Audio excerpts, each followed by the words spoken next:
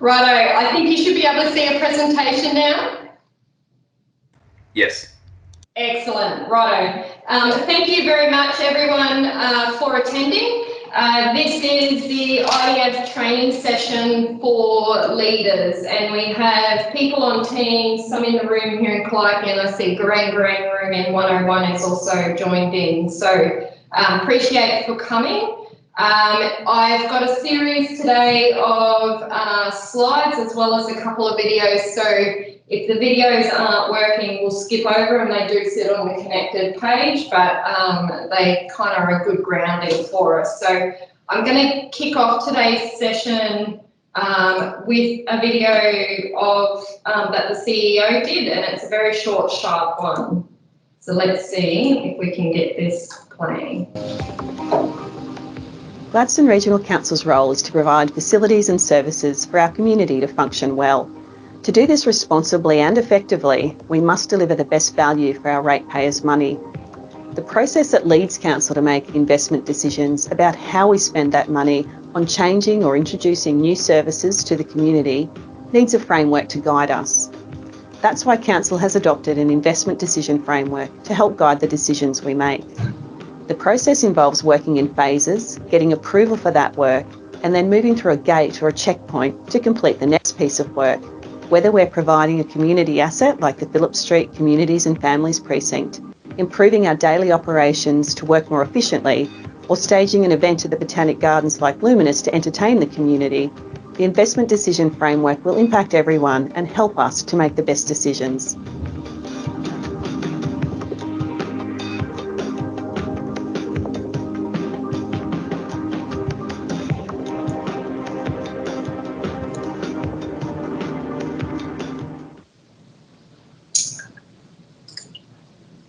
Righto, so that's why we're here. Okay, so what else will we cover today? So why, what and how of IDF. We'll talk about the implementation of it and what to expect, your roles and responsibility and why we're doing a specific session for leaders, some examples of how the IDF is being applied, and it's really focusing on your context of as a leader in the business, and then also some other key information that is really important to set us up with the IDF and some future actions. So you'll hear me say today, and probably often, we have an 80-20 rule. This is going to work 80% of the time, guaranteed. And then the other 20, we're going to have to adapt and be flexible. And it is, as the CEO often mentions, it's progress over perfection. So please, when you go into this, if there's stuff that doesn't look right, flag it up. So, because it'll be stuff that we'll just continue to work through. Okay, so why IDF? The investment decision framework is really trying to do a lot of things for us. And when I started to pull in the why, all the things around the circle we talk about and are part of those benefits or why we're doing it. So it's about having prudency around our decisions, the decisions being efficient. We have the right stakeholders involved at the right times, making risk-based decisions, having really clear hold points and decision gates, aligning to strategic direction in what we're spending our money on, making sure we're clear on our priorities, considering that whole of life cost, not just what it is to build it up front, justifying so that the business case side of it is really clear and we've got good justification, and it's about end to end. So we're considering this piece the whole way, not just looking at a phase of work and only making decisions around that. So we are focusing today on capital investments, and all my examples and what we'll talk about will be specifically capital. When we set up the IDF and the corporate standard and everything, it does cover operational investments as well. And very purposely, we've got the language that will hopefully work with both. But yeah, conscious today is very much capital focused. So what is IDF? There's a common, I guess, mistake almost that IDF is just simply a one picture thing. It's a lot more than that. It is a whole series of stuff that make up the framework that we work in. It's not this big scary beast by any means. It's there to help and support us. So at the very top is the IDF policy. So council did a review and adopted the revised policy on the 18th of May. We've also got an IDF corporate standard that then sits underneath, which has a lot of our business rules and processes. It was approved by the CEO also on the 18th of May.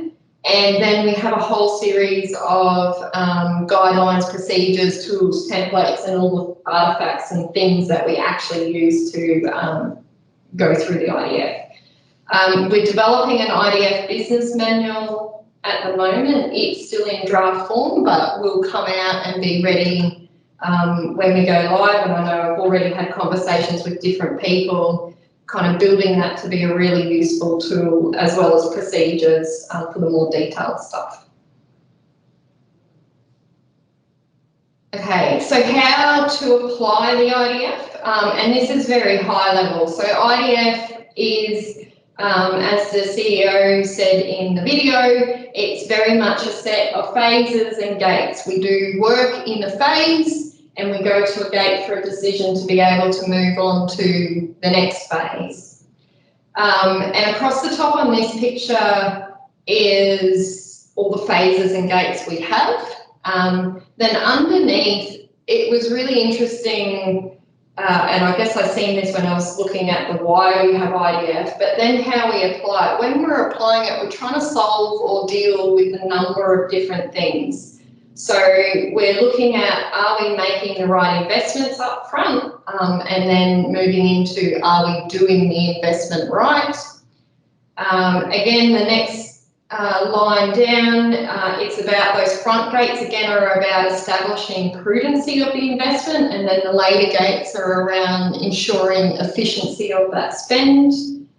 And then we move down, so from select to close is where we have the project management framework comes in, and it's about making sure we're managing those projects right, and there's a whole another set of tools and templates to support that.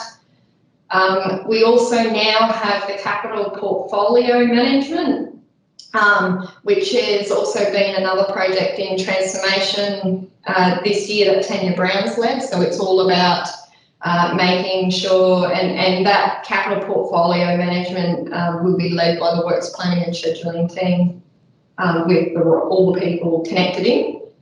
The later phases then when we bring in how we manage the operation and maintenance, so the maintenance management frameworks is another set of tools that supports that as well. And last but not least, we look at how we consider the investment opportunity through the early phases of IDF, investigate the specifications in that select define, and then we're delivering the investment. So it was really cool putting this together just to see we're using the IDF, I guess, in how we're applying it to bring a lot of things together in a really simple and practical way. And I guarantee, and I hope this is what you see, that it's all a lot less complicated than this slide of how we're actually doing it. So what's the end goal? And there's lots of end goals to this, but I guess what's the thing we get out of it that makes a difference in the business from a big picture point of view?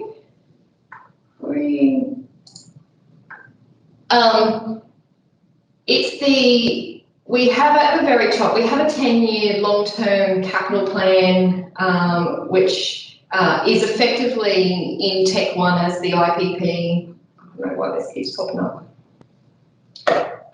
Is the IPP. So what's it's saying, it's our 10 years of capital work that we have to do, and that obviously then feeds into our long-term financial planning, which brings in all the other elements as well, not just capital.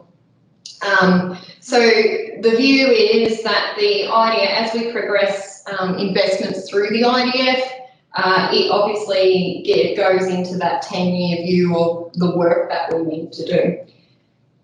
We then come down and we have a 3-year view of our capital portfolio, which is the same. The projects that exist in the 10-year are down in the 3-year, but it's just a more detailed, focused-in view of that first 3 years. The next layer down is our annual budget, and when we adopt an annual budget, it's a snapshot in time at a particular point of what we expect to spend in that next year. And for capital, we have a really detailed year 1, so the next financial year, and then we have another 2 years that make up, I guess, that 3-year snapshot from a capital perspective of what we're going to spend. So as we're getting better and better at that capital portfolio, getting that snapshot of what we need for the budgeting purposes should become easier and easier. Hope I'm getting a nod from Sarah in here. And then the lowest level, I guess, is those individual capital investments, so making sure that they're valid all the way through. So everything we're doing is helping to support these plans and making sure we're really clear on what we need to do over those different horizons, and they're all for different purposes as well. So at the end of the day, and people talk about these as different things, whether they're plans or portfolios or budgets or pipelines of work, but the bottom line is, can we afford to do what we've planned? Can we deliver it? And do we actually need to do all of it? Okay, so let's implement IDF. So from 1st of July, all capital investments are to progress through IDF from the current phase. So when I say current phase, what we're doing at the moment is mapping every single project in IPP, including the ones that are in the capital portfolio and proposed budget for next year. All of them will get mapped to the phase they're in, and so from 1st of July, if you get to a point where you need to progress into a next phase, you will be required to get a gate decision. So IPP will be the place where we capture that information, so you'll know where your project or where projects are at. So that's capital. For operational investments, a project will commence in the 21-22 financial year, and that is to align operational investments to the IDF. So we are kicking off from the start of the year the operational plan items, and they will be the first ones that will align to IDF, so use the IDF to make gate decisions. They won't sit in the IPP though, we're not going to record them in there. At the moment, we'll start with them being managed and recorded through Sarah Hunter and Leslie. But you'll get more information around that. So it's a bit of a softer start for the operational until we can work out what works. So again, progress over perfection, the 80-20 rules coming in. We're going to monitor the capital as well over this first 12 months, and as we get a bit more mature around it, also reviewing that corporate standard to see whether we need to make any changes to the corporate standard as well, and that'll be in view of bringing operational investments online too. Okay, so why are you here? You're all here because you've been identified as a potential decision maker in IDF. So you might be someone who has to appoint a sponsor. You may be a sponsor yourself. You may have to appoint a sponsor's rep, or you just might be a line manager that's likely to get an idea or a problem come through that needs an investment or perceived investment to solve it. So that's why you're here. So I am focusing the next slides, I guess I'm going to go into a bit more detail around what that means to be these roles, and how does that practically look. So what are you expecting to receive as any one of those and do as any one of those roles? So you are supported. I'm very proud to say that this project, they did take me offline to make sure that we actually implemented it right and we had everything ready to go with this. So that's been a huge success, and I'm hoping that I live up to that, but that's certainly the intended. So IDF connected page is the go-to place if you're looking for information or you're stuck. That would be the first place that you would go. After that, obviously, we've got a number of people here to support. So this will be led, IDF is being led out of the governance team, led by Brooke Saunders, and as well as IDF champions and other things we're setting up to make sure that you're supported in what you're doing. So now I'm just going to flip over. So connected page. This is the first site you come to. If you just go to our council, and then under there, we've set up a site. It's a whole standalone site that has all the frameworks. And if you click on that, you'll see that IDF sits there, as well as project management, and eventually all our systems and frameworks will live in here, or have links at least to go off into the business unit site. So this is connected, and I'm just, while we're in here, I'm going to see if this video plays. We must consider two broad questions when we're investing public money. Are we making the right investment? And are we doing the investment right? The investment decision framework guides us to consider the investment opportunity, investigate the investment specifications, and deliver the investment. It's important to know what an investment is. It is when we use resources to change the existing level of service, improve the delivery of an internal or external service, or create a new service. An investment can be classed as capital or operational. Capital investments include acquiring, constructing, upgrading, replacing, renewing, or disposing of assets. Operational investments include changing a service we provide or offering a new service. So let's look at the phases of work and decision gates in the IDF. First, we need to identify opportunities, ideas, problems, or needs. We'll use the internal project planning register in Tech 1, known as IPP, to establish these. You'll be asked to do an investment opportunity brief outlining your vision, key drivers, and whether your proposal aligns with Council's corporate plan or asset management plans. At Gate 0, your line manager will decide if the investment will continue. If the project is approved, the delegated officer will appoint a sponsor and decide if the investment opportunity committee gets involved.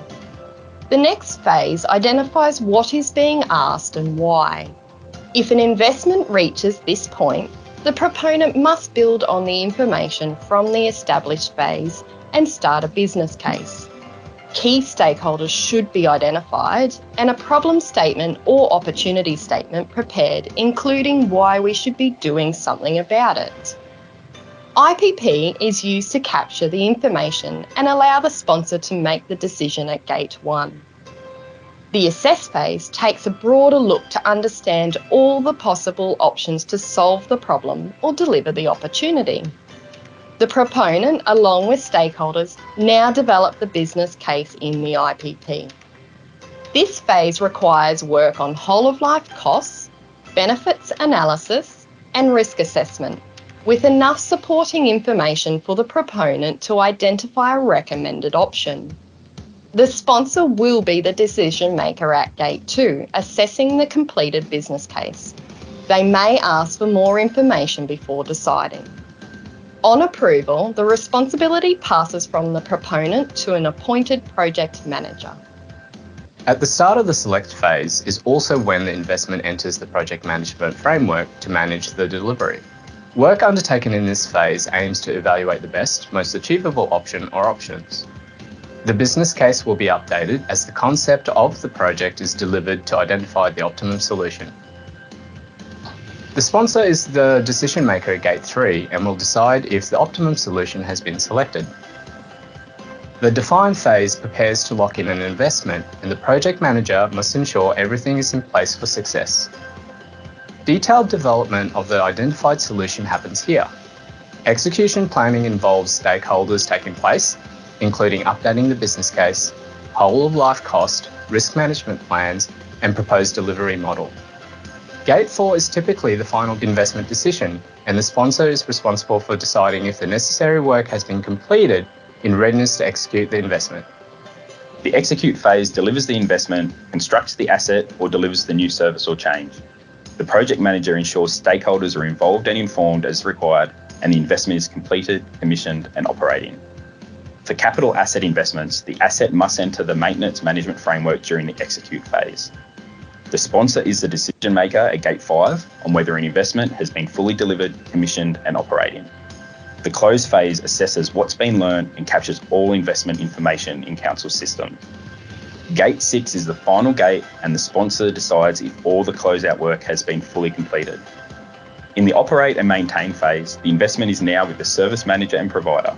The investment is now considered part of their business as usual services.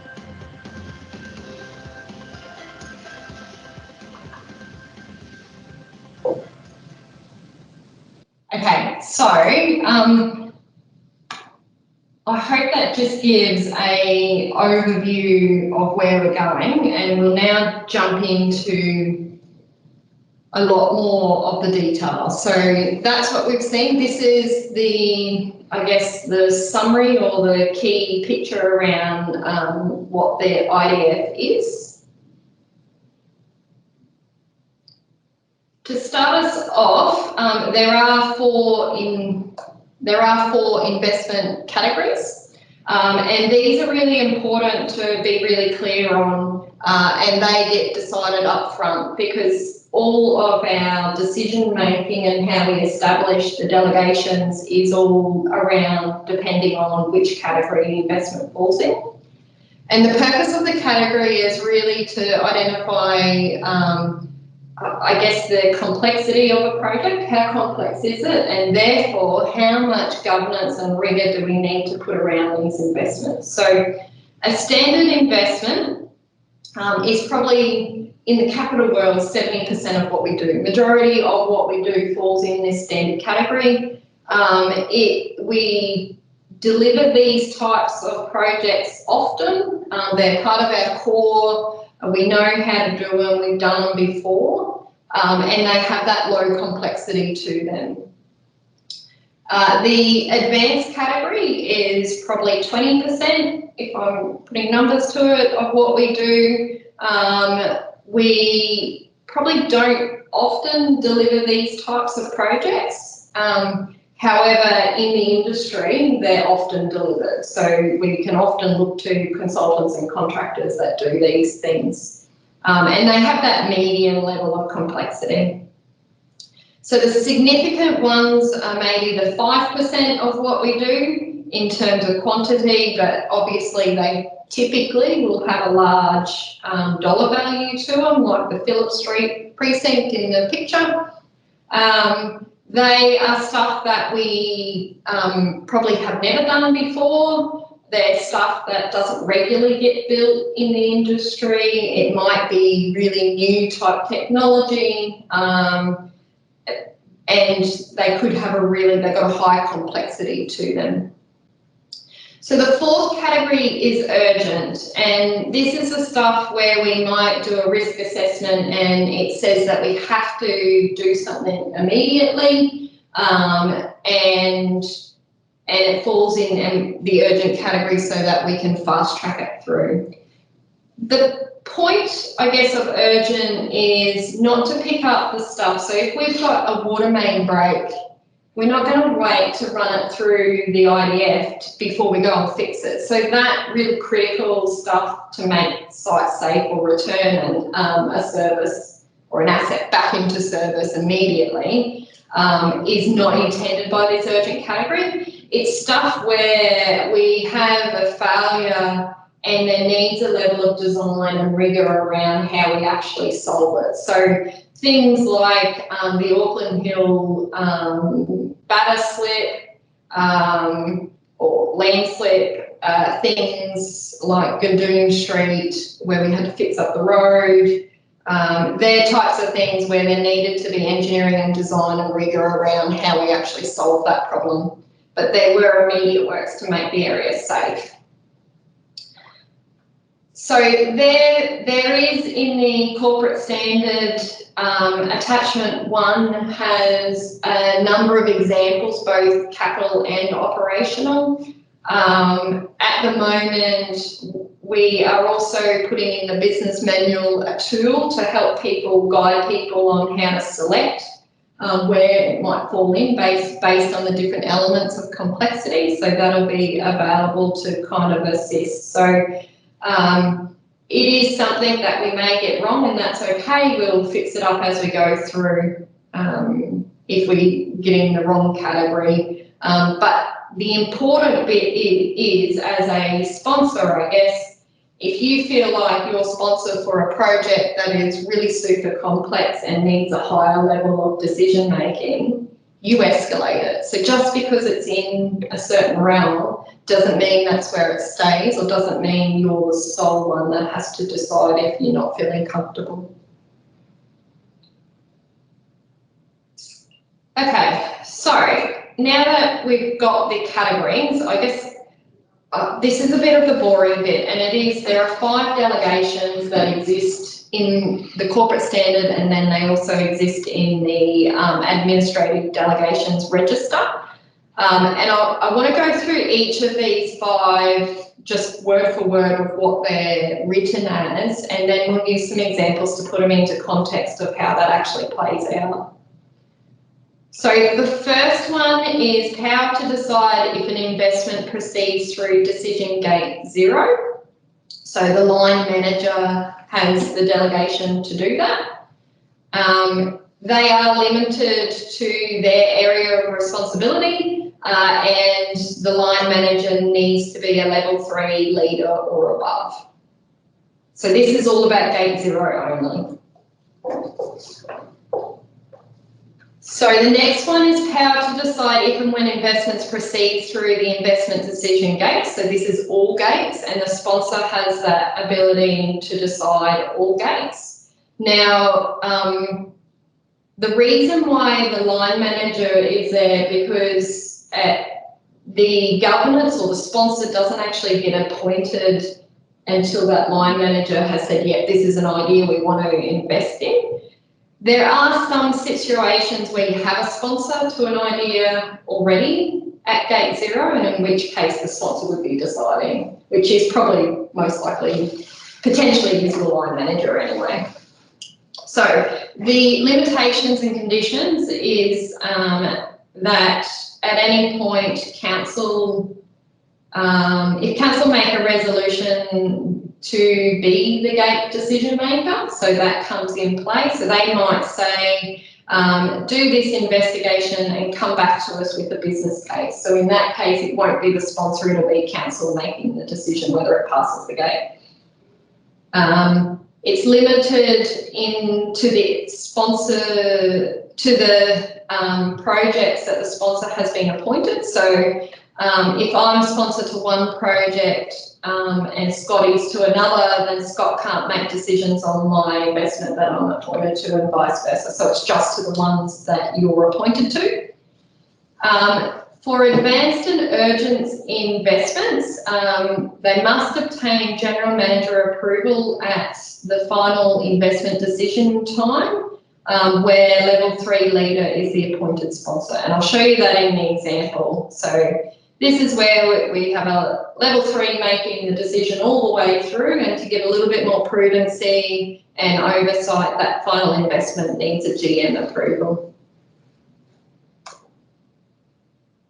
The next one is power to approve change requests under the project management framework. So within a phase, we might have a change, and that could be scope, time, cost. The sponsor is delegated to make those decisions. Again, it's subject to any conditions by council resolution, and also limited to the investments that they are appointed to.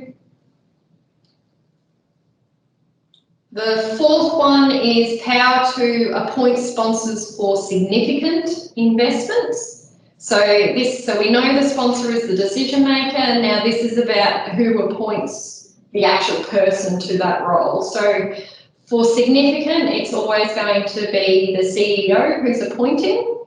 They must be documented and state any limitations, and we're using IPP for capital to document it. Where the appointed may elect, for significant, the IOC is required. The sponsor cannot be the same person as the proponent. So the proponent is the person doing, I guess, the work or leading the work, pushing it through. So it must be different to that person. And the appointed delegate may nominate a sponsor representative and decide and document the responsibility of the role. So the sponsor representative can have, at the most, I guess, all the delegations or all the responsibilities that the sponsor has, except for the ability to make the decision at the gate. Everything else can be handed down to the sponsor's rep, bar that. But obviously there may be a variation where a sponsor's rep only has a small number of duties of the sponsor's duties. And the last one is power to appoint sponsors for advanced, standard and urgent, so the other three categories, and that can be done by general managers. Obviously it can also be done by the CEO if needed. It's limited to the GM's business units, appointments to be level 3 leaders or above. They must be documented, and the appointed may elect to require the IOC for review. For advanced, standard, urgent, IOC is only optional, it's not mandatory. The sponsor cannot be the same person as the proponent, and again, you can have a sponsor's rep. Okay, clear as mud. Please, if there are questions, happy to field them, either jump in or send them through on the chat. And call me up if I'm missing them and they have come through. So I just want to quickly, well not quickly, I want to go through in a bit of detail each phase and gate, and I guess this is the practical, I guess, the documents that you will see and what happens in each gate and stage, each phase and gate. We're going to focus in, I guess, more on work through the roles of the decision maker more in here rather than what's actually going on in the phase. So establish and gate 0. So someone has an idea or a problem or opportunity or need. The first thing they're going to do is fill in the investment opportunities brief template. So they'll have a form. And once I've gone through all these gates, I'll talk about the logistical mechanisms that we're using of where these documents go and how they happen. So I've got an idea, I fill out the investment opportunity.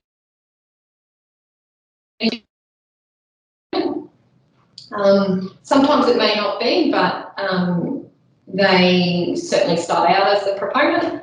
They would present it to their line manager, which could be any of us, and the line manager makes the gate decision, so gate 0 decision. Should this idea progress for us to do any work on? And that investment opportunities brief is quite basic. It just talks about things like what's the current situation, what's the background to it, what are the drivers behind this, why is this important, particularly around alignment to corporate strategy and direction. And what's the vision? Like, if we solve this, how is it going to make things better? So it's pretty basic. It goes to line manager, they decide. If they approve and say, yep, we need to do a little bit of work on this, it then goes to either the CEO or GM, depending on that category, to appoint a sponsor and if the IOC is required. Once they've done that, it then goes to the sponsor and they have the opportunity to appoint a sponsor's rep if required.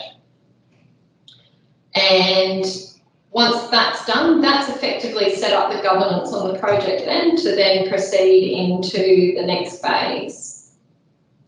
So all those approvals is being captured on this investment opportunities brief, which will be quite manual and form-based for the first couple of months at least, and then hopefully we'll move into a more automated system-based.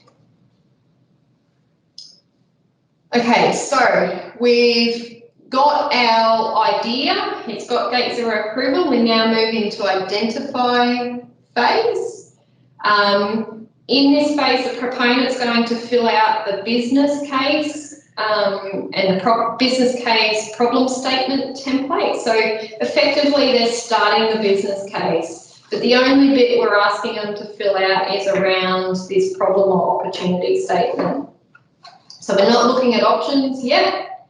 Once they've got that filled in, they'll go to the IOC if it's triggered by the category or the proponent, or the CEO or GM has specifically said the IOC is required. And then the sponsor fills in the Gate 1 checklist. So there's two templates here we're talking about. You've got the business case problem statement template, and then there's a Gate 1 checklist. So Gate 1 to 6 have one of these checklists. And what it's doing, the checklist, is just asking a series of questions to the IOC and sponsor. And it's about fleshing out, has the proponent shown that it's worthy to move on, basically. All these templates and forms exist already on the connected page if you want to go and have a look at them. So the business case has gone up, the problem statement, we've reviewed it, the sponsor makes the decision using the checklist and records it on the checklist that they've approved it. We then go to assess phase, Gate 2. So the proponent fills in the business case template. And I should say that these three templates we've just talked about, so the investment opportunity brief, the business case problem statement, and then the business case template, they all are just the same, just adding more and more information each time. So we're building, I guess, right from Gate 0, we're building on the information. So what we're presenting to Gate 2 is a fully completed business case. Or for more complicated projects, it's a summary of the business case, you know, the reports. There might be a whole suite of reports we do. And this form, this template we're talking about here, then just becomes a summary of that, of the key information we need for decision making. So we fill out the business case template, we have all the information. And so the business case is really about looking at all the range of options and what is the recommended option, and the scope. The scope is also forms part of it. What's in, what's out. And it's not a detailed scope, I can tell you that. That gets fleshed out more under the project management framework in the next phase.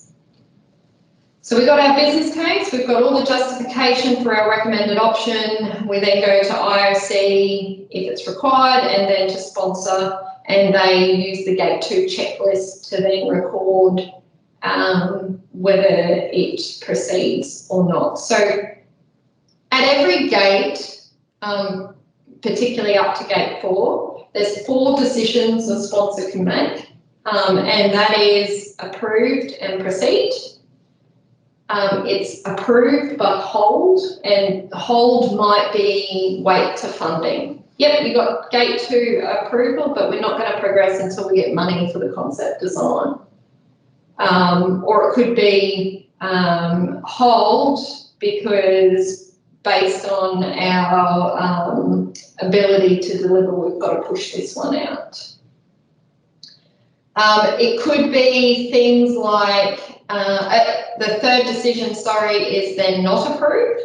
And Thomas brought up this point last week when I did this session to say that this investment decision framework is very much about us challenging as sponsors the validity of this. And if it doesn't stack up this business case, then there is an option to say do not proceed. And at every gate, particularly up to gate 4, that is a very valid option. And we get a little bit afraid sometimes because we've got sunk costs, or what we call sunk costs, where we've spent money and therefore we have to proceed.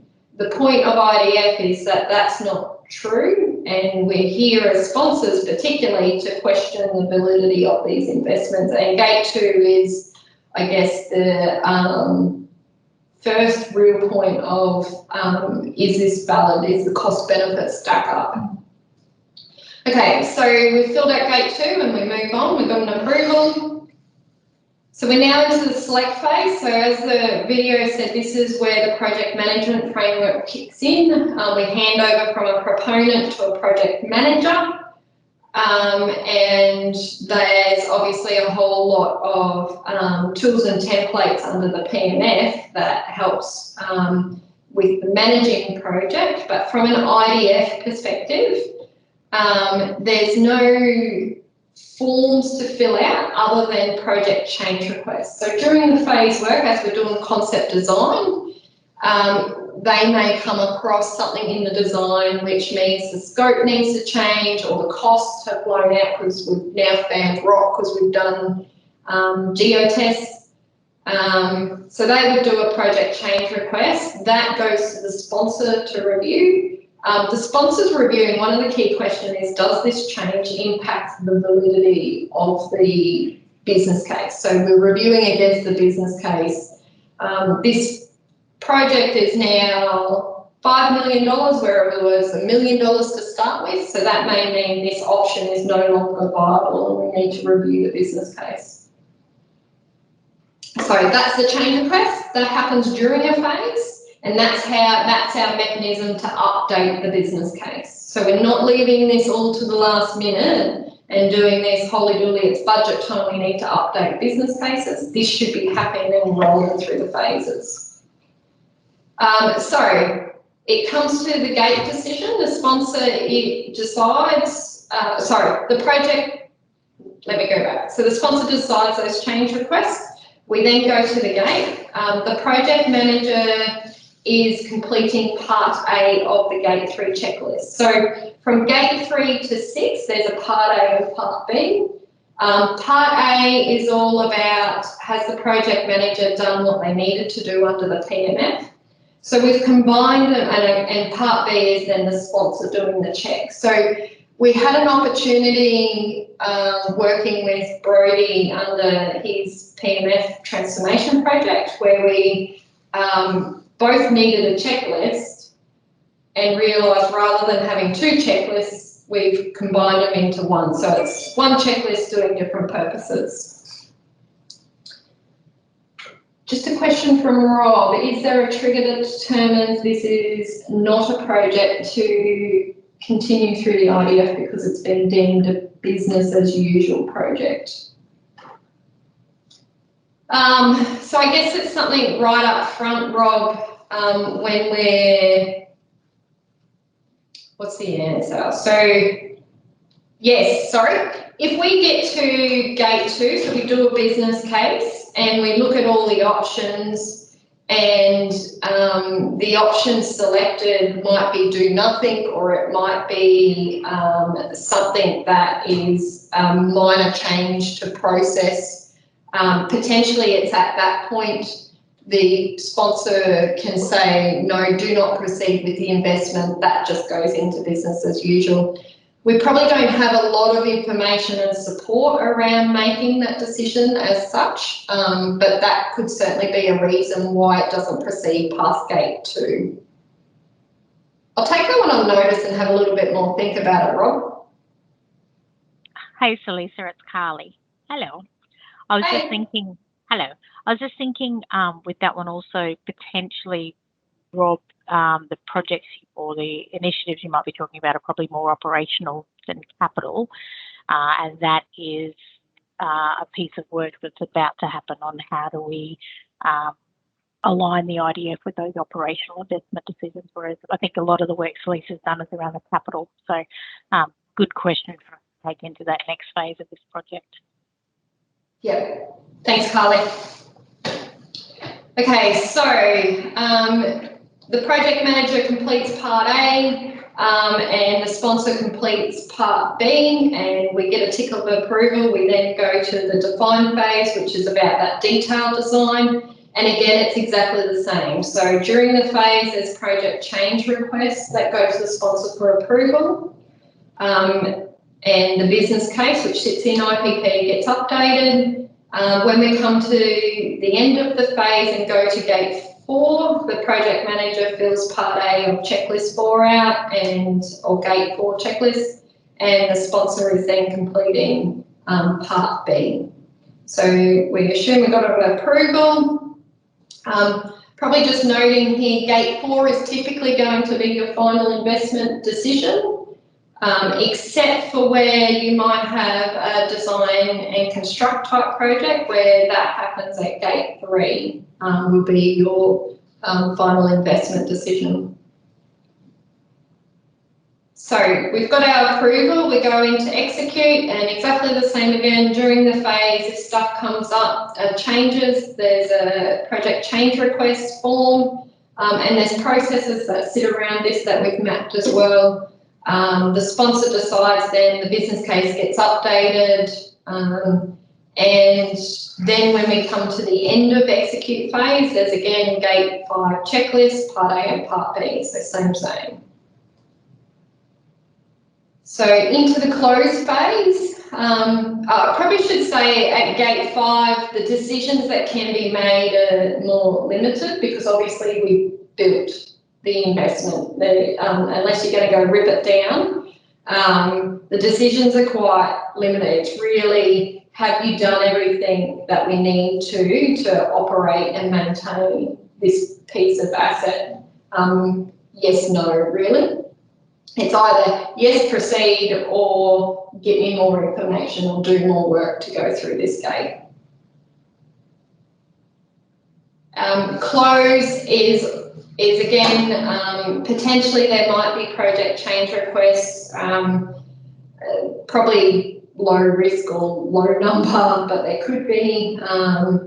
The sponsor decides them, and then there's gate 6 checklist, and again it has part A and part B, and it's a really strong focus around lessons learned, benefits realisation, making sure we've done updated our systems, so capitalisation and asset management system, whatever it might be. Okay. Any questions on that? Sorry, I know I'm whizzing through this. Please pop up your questions if you do have them.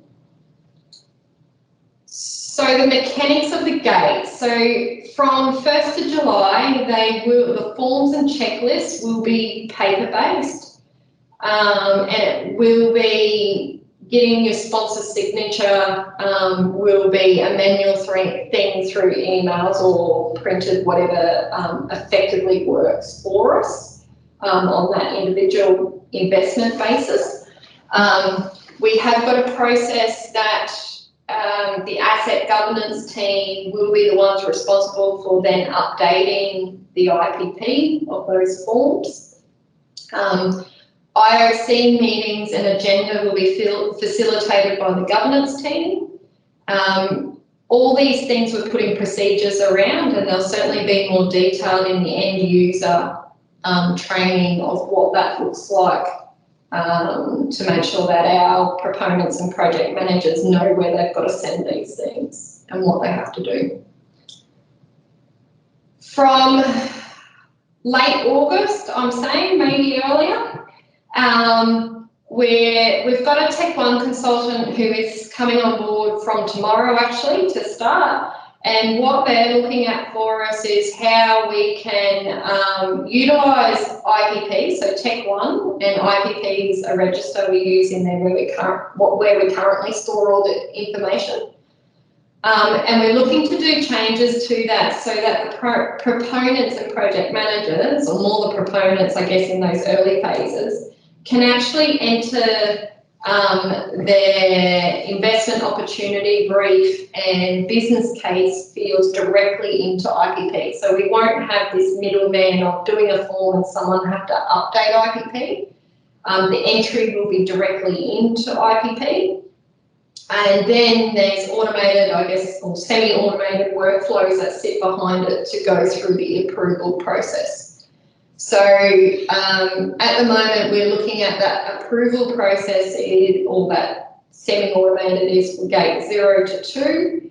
We're a little bit hopeful, not sure that we may get all the gates, but at least gate 0 to 2 to take a bit of that heavy lifting off and stop paper shuffling.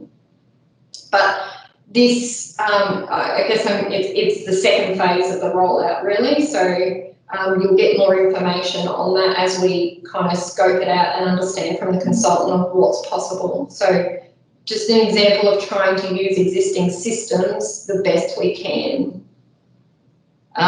There still will be a manual update of IPP by our asset governance team for those change requests. And the IOC meetings and agenda to be facilitated by the governance team. So we're outworking how that might change with this round of changes with the IPP. Does that make sense? I get that there's not a lot of detail there, and the procedures are definitely coming that will cover that to give clarity around what has to happen.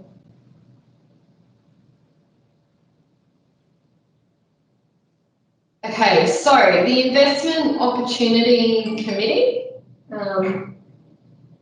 Oh, yes, I like progress over perfection on that one. Cool, excellent, I'm loving it. So I'm conscious we've got half an hour left and there's the examples which are the good stuff to go through. So the Investment Opportunity Committee, they're a peer review style, so they don't have decision making, but they're a really good team to flesh out and I guess give support to the sponsors. They're compulsory for significant, optional for advanced, standard and urgent, and they're only for gate 1, 2 and 6.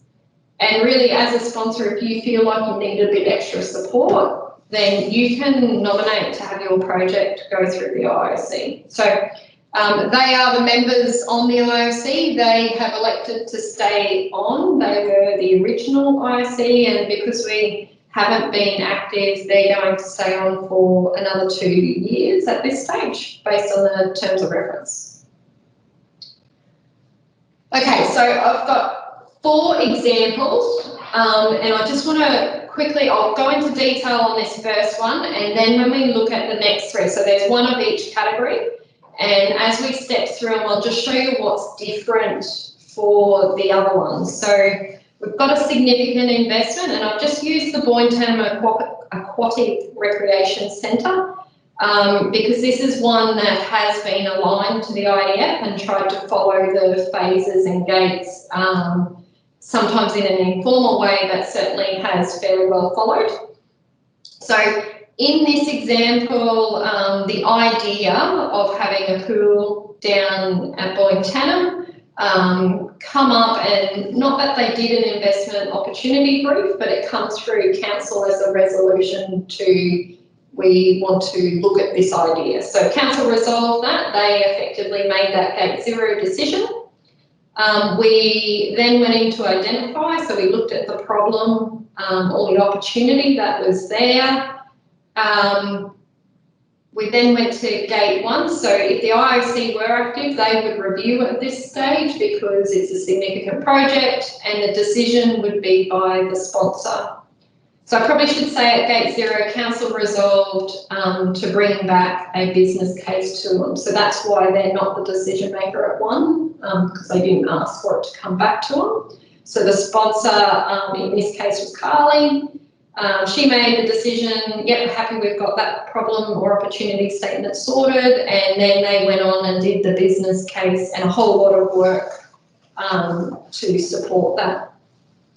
So it's probably good to note that in identify and assess, there's a minimum level of information we need that the framework's asking for, but there may be a heck of a load more of information that actually has to be done to get that summary effectively. So in the case of this pool, a consultant was engaged to help with the business case, there was community engagement, there was a whole range of activity that happened to support this decision. And we have situations as well where we may actually be doing some high-level concept design work to support to be able to make a business case decision. So it really is what is fit for purpose for the individual investment. Okay, so we've got a business case for the pool. It went to IOC, or it should go to IOC review. And then it went to council for a decision. Council did resolve this one and they decided to progress to concept design, and they said bring back concept design. And so we're currently in the select phase doing those concepts for this pool. So from now on it's all hypothetical, and I'll use this very loosely, or this is what could happen, not what will happen by any stretch of the imagination. But so we finish the concepts, we go to gate 3, and council's asked for it to come back for the decision. So we'll go for a resolution by council. If they say yes, then we'll move on and do the detailed plans, and then we're assuming council wants to decide at that point, because at gate 3 they said bring back the detailed plans. This is what we consider the final investment decision. And this is assuming we're not doing DNC, which Thomas has informed me we are looking at doing DNC for this pool. So in that case, then that final investment decision is really back at gate 3 potentially. So gate 4, council's resolved, yes, we're ready to do this. They may say hold but until we get external funding, until we get money to pay for this. So in that case, it might sit there as approved for gate 4, but we're waiting for funding for it. We get funding, we go in and we build the pool in execute, and then at gate 5, the sponsor is the decision maker because council hasn't asked for it to go back, but we might just update council at a CIS because obviously they will be very interested. We then go into close, we do lessons learned, benefits realisation, and we close out the project. And gate 6 is an IOC review, so they're particularly interested in those lessons learned and benefit realisation and the decisions by the sponsor. And then we move to operate and maintain business as usual. So that's an example where we've got, and I guess this is the 5% in terms of quantity, but these are big projects. So, and that's how council's involved. So if we skip to an advanced investment, and remembering we're going down in complexity now, so that level of scrutiny and rigour starts to drop away a little bit. So again, we have a water reservoir, and this is one we've actually built. So if it was running through IDF, this is what it would have done. So investment opportunity brief, say it was done by SAP, this would have been one that might have come out of it, well, probably would have come out, or did, sorry, I should say, come out of the asset planning team, because we've got a asset growth strategy that says we needed a new reservoir, or we needed more capacity, water capacity.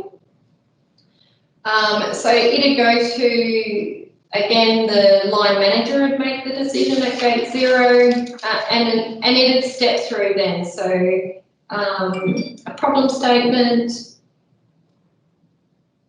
Okay, so in the example for this one, that would have been me, Cherie. So someone from my team was doing the asset growth plan, so say the Lake Wonga water strategy or water asset growth plan. It says we needed more capacity in this particular area.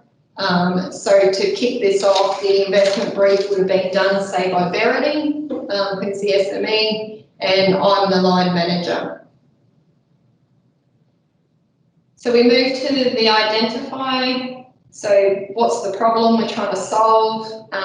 So we got lack of pressure, and we've got growth coming, so we need more volume of water, might be our problem. That then goes to the sponsor, and in this case, I may also be the sponsor of it, let's say. So it comes to me, I say, yep, cool, you got that, good.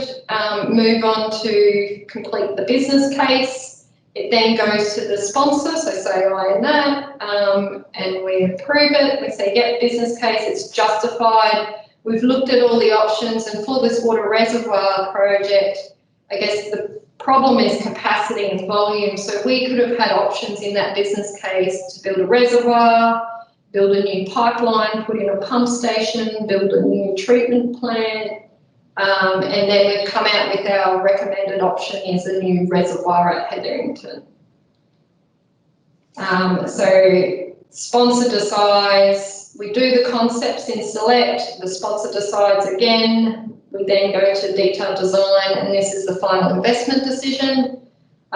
So this, because I'm sponsor as a level 3 manager, I would have to escalate it up to Mark Francis for the decision because of those delegations, those limitations. We get the approval, we go to execute and build this reservoir. Once we've built it and it's operating and maintaining, it's operating, so they've fully commissioned it, it's in the asset register, it's been handed over to Clint's team, that's when we can go for gate 5 decision. And again, it's the sponsor, so myself, and that's when we move into close. So lessons learned, benefits realisation, capitalisation, all those bits we have to do to close out the project. Then we go to 6 and the sponsor decides. Then we move into operate and maintain. That reservoir is now online. It's as part of our normal business as usual. So this one's very similar. Again, I'm just showing the difference on this one is gate 1's not required for standards. So you would still do the phase work and still need to do your problem statement, but you don't need to get a gate 1 approval. Also, I've got an error on this slide I forgot to fix up, is with standards, in the delegations, you don't need a GM approval for final investment decision. That was only advanced and urgent, sorry. So I've got it wrong on this slide, just pointing out if anyone's questioning. But again, the decision by the sponsor the whole way through. So not much different on that. And an urgent one, again, the difference here is that the gate 0 and that process happens in parallel with the select phase. So if we've got something urgent happen, we want the engineers to be on investigating it and starting design work in parallel to us setting up the governance around it and all the project and that sort of stuff. So that's why we've got them happening in parallel. But they'll still step through all the other phases exactly the same as the other projects from that select phase onwards.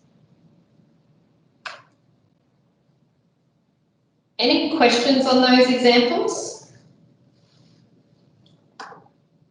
No? Okay. Okay, so stakeholder engagement. IDF, I guess when we, and this is something I get really passionate about, so I'm like, sorry, not sorry, straight up. All the way through when we were doing engagement and building the IDF tools and templates, I heard stories the whole way of pain points in the business. And when you broke down those pain points and actually got to the root cause of why they're happening, and there's multiple causes to a lot of them, but every single time the lack of stakeholder engagement was in there as a root cause. So for us, this kind of, it escalated and become very obvious that stakeholder engagement plan is mandatory and you have to do it from the identified phase. So we've got a template, and what you see on the screen there is just a bit of a snip of the template and some guiding information. It doesn't have to be complicated. If you have a really simple project, you may only have one stakeholder you have to consult with. And I say this because every single project or investment has at least one, and that's your end user, particularly in the capital space. But I'd probably suggest you've got more than one, but at least the end user is on there. So it's mandatory. We've got a template for it. It's quite easy. We'll have examples, but it's one of the things, if we can get anything out of IDF, if we can get this stakeholder engagement better, then we're going to be a long way to improving where we are now.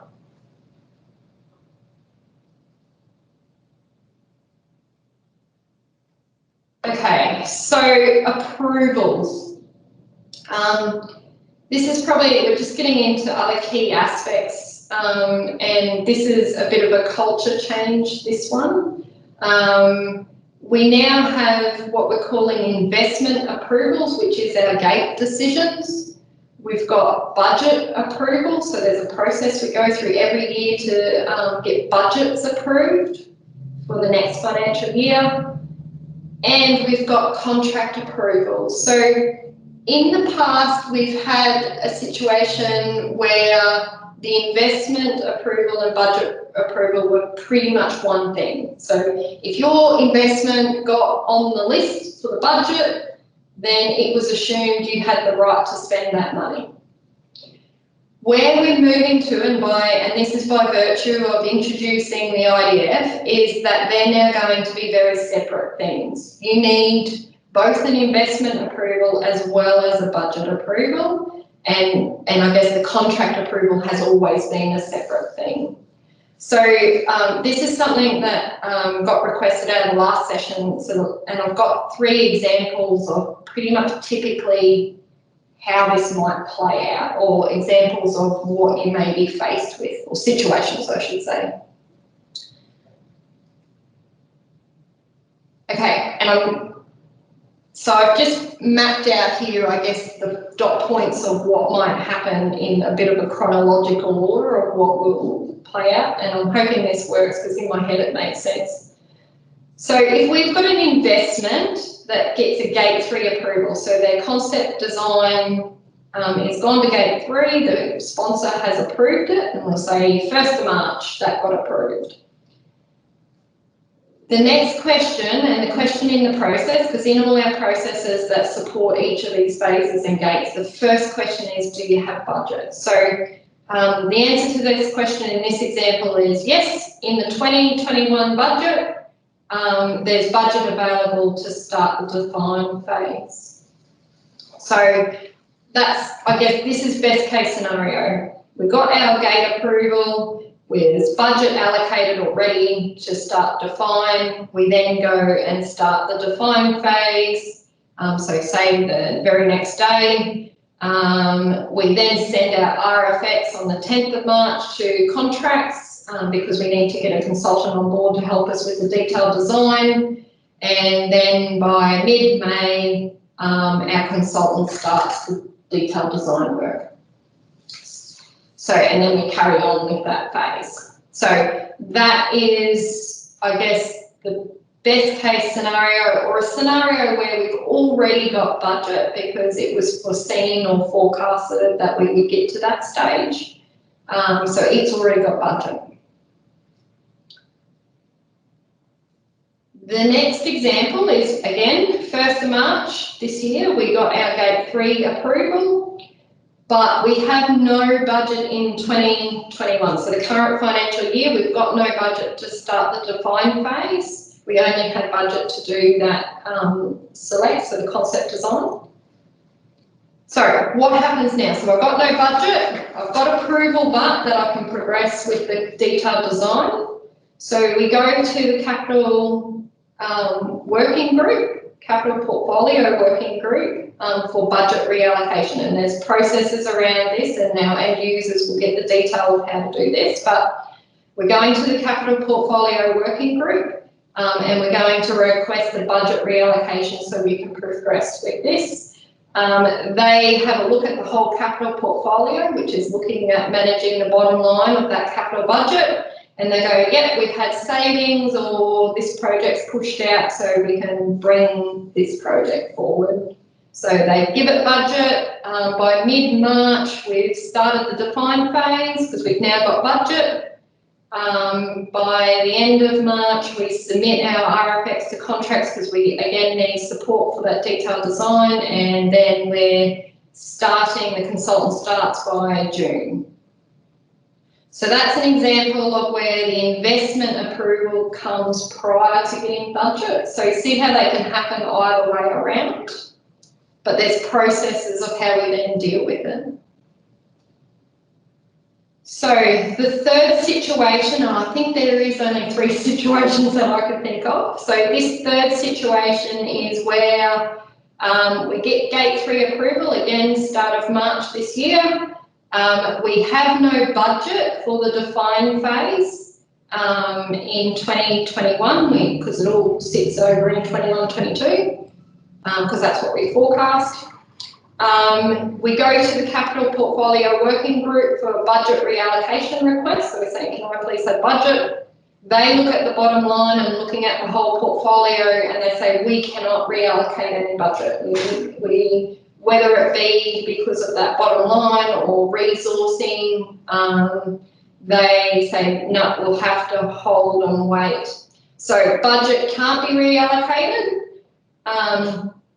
We would then have to wait until the 21-22 budget is adopted. If that's where it was forecast, and that remains as we go through that budget process. And we'd obviously then start define on the 1st of July when budget.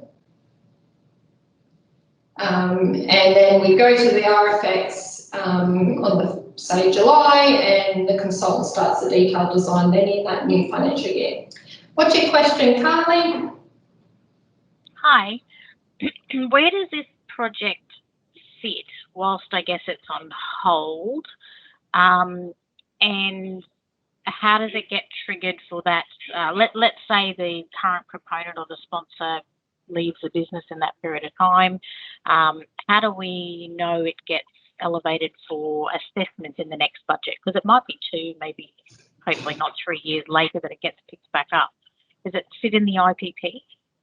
Yeah, so it'll sit in 2 places. So if it's in that first 3 years, that phase is due to start, then it'll most definitely sit in IPP. And we've got a process that every year we're looking at how we bring in, I guess, year 4 into year 3 of the capital portfolio. So first answer is yes, it sits in the IPP. The second answer is that if that phase is due to start, or this will already be in the capital. So at this stage we've done concept design, so it would have entered this 3-year capital portfolio after Gate 2 approval. And in the capital portfolio, the role of that is to forecast out when the expenditure is for all the preceding or following phases. So when we come to do the budget, all we're doing is taking a snapshot of that capital portfolio of what we have planned to do in that next the detail in year 1, but obviously it's intended to have a 3-year view. Thank you, that makes sense. Yeah. So that's, any other questions on the examples? it's trying to give more context around these approvals. This is a new concept that we have different, I guess, investment approvals versus budget approval versus contracts. So, yeah, I haven't, with what I sent you guys last week, these examples weren't in it, so I'll send these out as well so you got a copy, and they'll be on Connected as well. And this is all new processes. It's all supported by processes and procedures. It will be a live thing as we start to use these processes of how they work, and we'll adapt as we need to. Okay, future actions. This is the last bit of information. And as I said, progress over perfection, and there are some things we've already identified that need to happen, or we're monitoring to see if they actually come out as an issue in the first 12 months particularly. So the future actions, the first one is about monitoring and improving the IDF. So there's stuff we're already monitoring from the get-go. And that's more around risk stuff where we perceive the risk but not sure if it's going to play out. So we're just monitoring to see how that pans out. There will also be something on Connected where you could submit a form if you've got an idea for improvement of the actual framework, and that'll be monitored by the governance team. And we'll adapt, and this is a living thing so that we can actually embed it properly and it's practical. The point of this is to have a disciplined approach to it.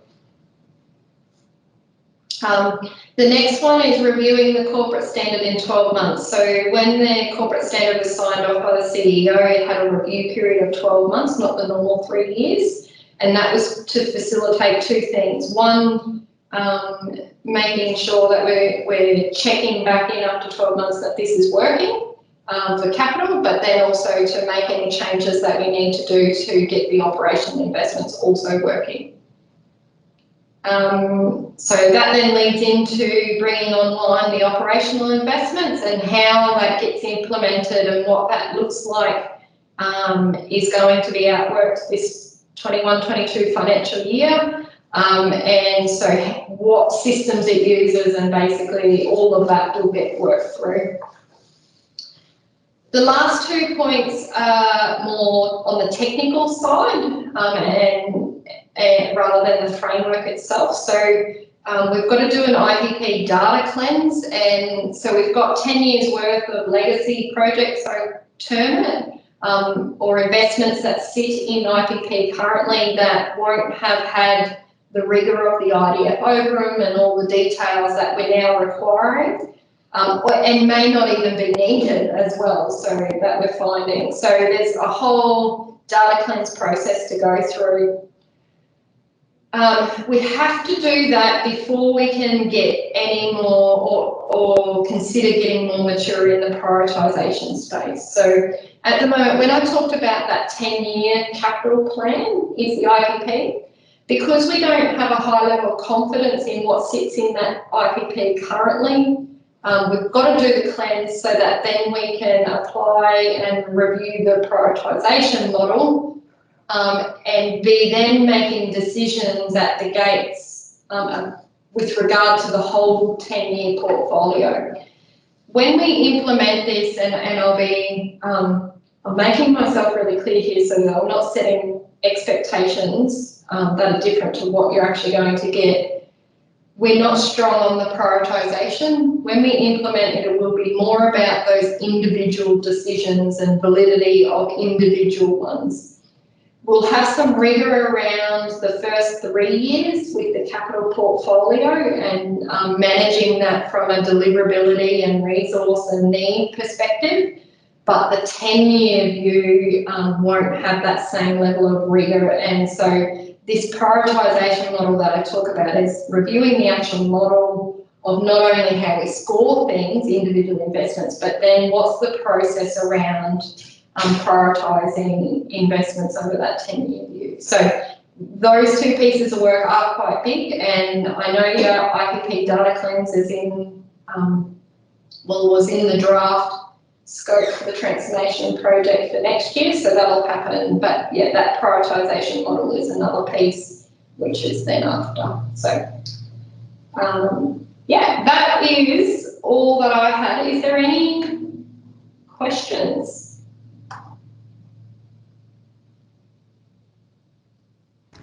So Lisa, Cherie. Oh, sorry.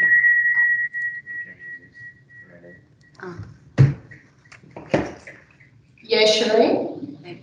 My question is, and I can't see it in the documentation, can anybody be a proponent? Correct. Anyone can be a proponent. Really, who is the proponent or the most appropriate to be the proponent will really come down to their PD and their activity. So obviously we're not going to make someone, a labourer as example, be the proponent all the way through when that's really not their job. So there is a little bit of practicality there of who plays that role, but there's nothing in the delegations or corporate standard that stops anyone being one. Yeah, I just see that at the moment there might be a few people who would like to be proponents, and I was just trying to see if there was any criteria around it. But yeah, thank you. It'll come down to PD and what their role is really. And again, that gate zero, the line manager is responsible for that. So yeah, that will help set who that proponent is. Okay, so Ro had a question. When applying for funding, does a project have to pass a particular gate before you can submit a grant application? It depends what the grant's for, but I would suggest that if it's for construction, then it needs to have passed or the appropriate gate and be ready for construction. So we haven't at this stage, and I guess this is a question back, should we have some clear rules in the business manual around that? Because I haven't yet got that, but happy to add in if you think it's necessary. Ro? It might be worth looking at, obviously these funding opportunities can arise and then we're trying to find projects and people come up with new ideas. So before we submit an application, do we have to at least have the business case approved? What sort of stage do we have to be at before we actually can put the application in? So it might make it a little bit clearer and make sure that we're submitting applications for the right projects. Yeah, I'm comfortable adding something to the business manual. I might just touch base with you, Ro, on what that looks like, and we can draft that up to get a few other people have a look. Yeah, that sounds great. Yep. The other thing I didn't mention about funding, in the business case template, and I think it's actually from the identify phase, we've got a series of check boxes in there where you actually have to identify what type of funding this project might be eligible for. So we've worked with Ro to get a couple of different options. There's about 5 options, things like, is it social benefits, is it economic benefits, is it for asset infrastructure. So we're hoping that by selecting that, when these funding come up, we will be able to go, give us all the projects that meet these criteria and has passed a certain gate. And that then will give us, I guess, the start of our list of projects to consider for that funding. So we're trying to streamline that a little bit as well and get more strategic about how we're actually doing or what we're putting forward. So, but good pick up, Ro. I'll work with you on those business rules. Was there another question? Sorry, I'm just looking at my phone. I feel like there was another one before Rose, was there? Sorry, bear with me. Comment, I think so, Lisa. Thank you from Carly. Oh, excellent. You're very welcome. Okay, any other last minute questions? Nope. I'm going to take that as a no, the silence. This recording, yes, slide pack will be made available as well as the recording.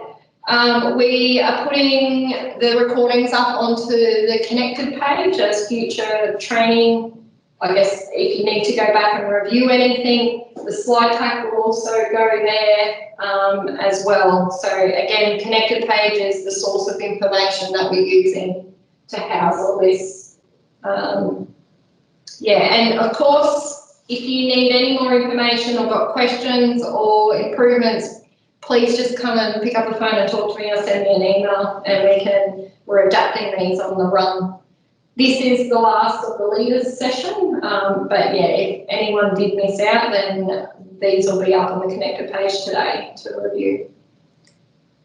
So yeah, so I look forward to seeing anyone else that is in the end user. Not all of you will be, but there are some that's identified for the end user training, as well as a series of other more focused sessions for particular people that need particular detail, like the asset governance team that I'm doing a session with them of manual updates. So there's a whole series of them as well. So thank you very much. You guys play an important role, typically being sponsor and the decision makers, and we're really trying to empower you to say no to stuff that we really shouldn't be pushing through. So as well as saying yes to stuff that we should be doing. So thank you very much, everyone, and I'll talk to you all soon.